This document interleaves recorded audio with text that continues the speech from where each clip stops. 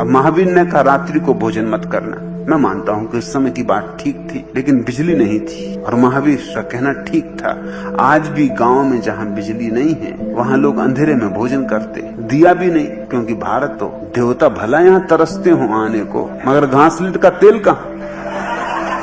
देवता तरसते, पता नहीं वो क्यों तरसते, उनको ऐसी क्या बेचैनी पड़ी, बिना घासलेट के तेल के पता चल जाएगा। तो तेल भी कहाँ है गाँव में, एकदम जरूरत की चीजें भी गाँव में कहाँ है। तो लोग अंधेरे में भोजन करते, अंधेरे में पतंगा भी गिर जाए, छिपकली भी गिर जाए, कीड़े मकोड़े कुछ भी हो जाए। तो महावीर ने ठीक कहा कि रात्रि भोजन नहीं करना, सूर्यास्त हो जाए तो भोजन नहीं करना। ये बात बिल्कुल ठीक है, वैज्ञानिक है, स्वास्थ्यपूर्ण है, सम्यक है, मगर आज के लिए तो अर्थपूर्ण नहीं। मैं एक बहुत बड़े जैन धनपति सोहनलाल दुगड़ के घर में मेहमान था। पूरा घर एयर कंडीशन, साउंड प्रूफ, उसमें न मक्खी न मच्छर, मगर सूरज डूबा कि फिर भोजन नहीं हो सकता। मैंने सोहनलाल को कहा कि तुम पागल तो नहीं हो। महावीर को पता था ये कि सोहनलाल दुगड़ नाम के आदमी होंगे 2500 साल बाद, साउंड प्रूफ एयर कंडीशन घर में रहेंगे, तो वो पहले ही कह गए होते कि भैया मुझे से जब भोजन करना हो कर लेना, क्योंकि मक्खी नहीं मच्छर नहीं, तुम काहे के लिए घबरा रहे हो। मगर वो बोले नियम, आप बात तो ठीक कहते,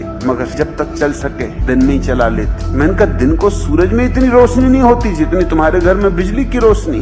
फिर मुझे खाने पे बिठाया तो पंखा झलने लगे लेके। मैंने कहा तुम होश में हो, तुम पंखा किस लिए झल रहे हो, मुझे खाना खाने दोगे कि नहीं।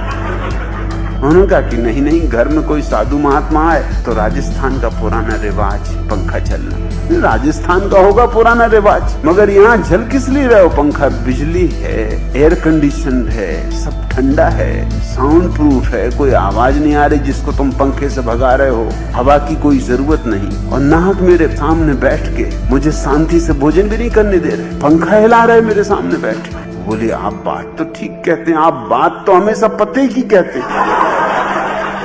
महावीर को पता नहीं था कि जैन मुनि को सीमेंट रोड पर, कोलतार रोड पे चलना पड़ेगा।